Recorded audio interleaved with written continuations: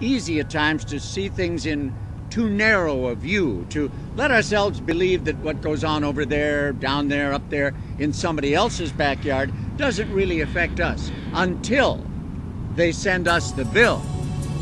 Such is the case currently with the tap dance going on along the Seattle waterfront. It is a regional issue. A new Alaskan Way viaduct or an Alaskan Way tunnel to handle that growing traffic flow on Old Highway 99, a key route through the bottleneck of the Emerald City.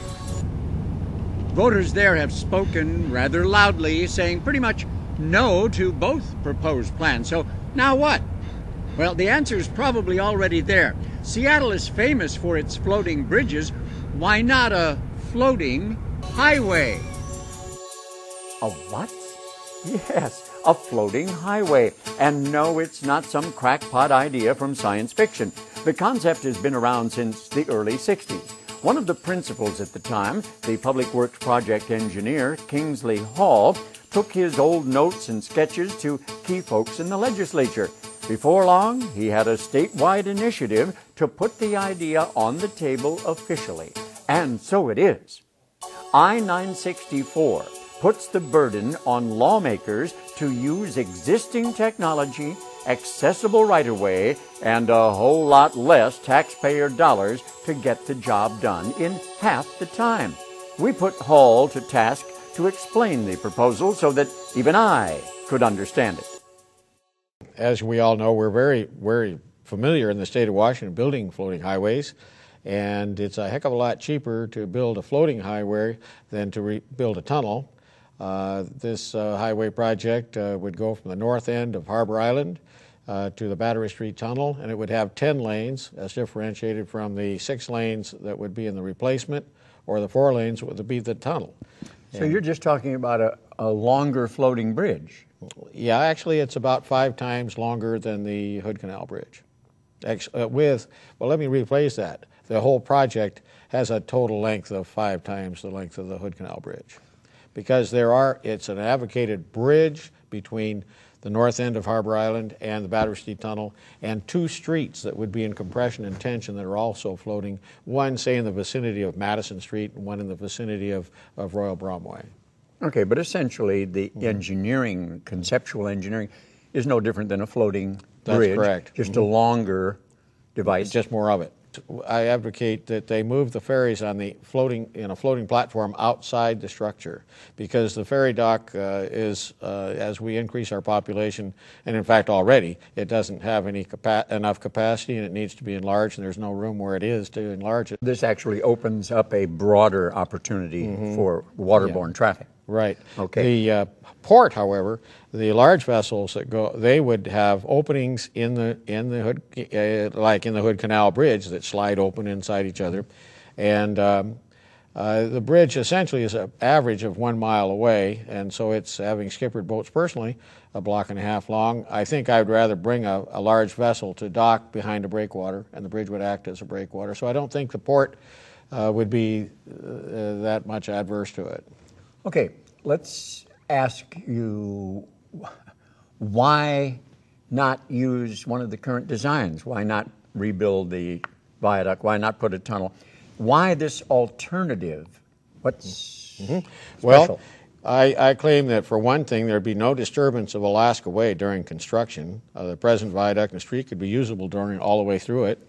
Okay, so during trying to do something with the current process is going to be a nightmare traffic-wise. Absolutely. Because of the For starters, the Department of Transportation said in the Senate hearing that it would be 2010 before construction could begin, because they have to relocate all the utilities underground down there. In my case, you're skipping over all don't of have to relocate any utilities. All right, there's a good enough reason. And, no rights of way, except maybe at the ends, and they belong to the port. So there's as I said, the bridge acts as a breakwater. So you could actually have a beach or other waterfront. You could do all kinds of things that the advocates of improving the waterfront can do. There's no construction equipment like concrete trucks, even the logistics that might just bring in streetlights and so forth. All this is built elsewhere.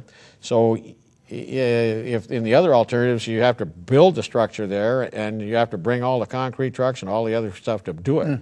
In my case, everything's built elsewhere and floated in.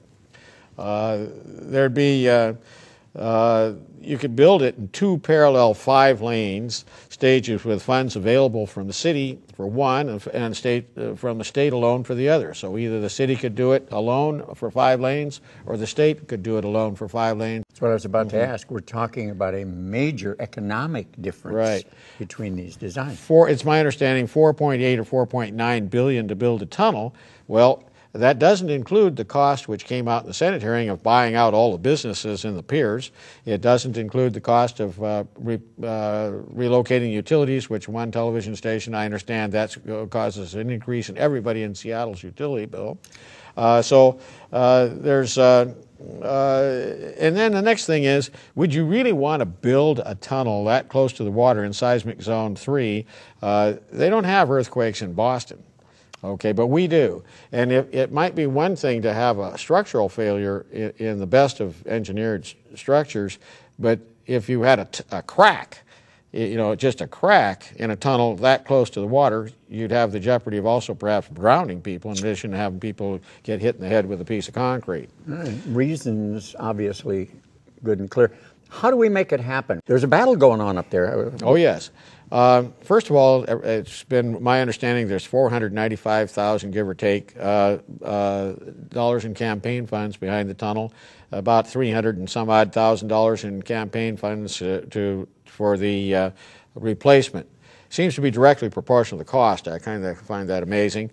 In my case, I think that I'm funding this, as you know, on $5 of my retirement money and a little bit of gas. And the only way it can happen is if you send me an email and you look on the internet if you are internet oriented, and just send it King of Elma, okay, at yahoo.com, and I'll send you the signature form back 8.5 by 11. You expand it to as legally required to 11 by 16 on both sides, and make yourself cute and sit down there and gather signatures, because this is an initiative to the people for the entire state of Washington. Already I'm getting more interest from Spokane and from Eastern Washington, because there's a bunch of people over there that want to pay for all this. Go to the other side of the coin here. Why might this not happen? And this is one of the wonderful things I like about public television and so forth. The TV and the other media in Seattle, they have to make a buck in order to survive, bless their hearts. And so it seems amazing that there's absolutely nothing, even though this has been on the table since January in the local media. And if it wasn't for public television and so forth, nobody would know about it except for my efforts promoting this thing on the internet. Seems like a reasonable idea for consideration. Is anybody listening? Who is, some decision makers, some power base? Are they paying any attention to this, rather worthy idea? Well, as I say, I filed the initiative on February 7th or so, but I actually, before I filed it, I made it very aware to all the governor's office, and I sent the information to every city council person and mayor of every city in the Puget Sound area, and the port commissioners, and it was on this one legislator here put it on the Speaker of the House's desk, and on the Madam Chairwomen of both the House and Senate Transportation Committee. There are many, many people that know about this, and so I can say I haven't had anything negative, but neither have had anybody endorse it. But I wouldn't, if I were a politician, I don't think I'd put myself out that far to endorse something this... You wouldn't go out on the bridge. I wouldn't either. But I would say all I'm asking for is, and what Initiative 964, which is what we're really talking about here, which is initiative of the people that asks tells the legislature, if it becomes law on the ballot, that they will do a study on this proposal and report to the governor within 1 year. And that's, my hope is that the governor won't get too quick about immediately roaring ahead with the viaduct. She might, and I can understand why, because there's a lot of pressure on her to do that. I hear you.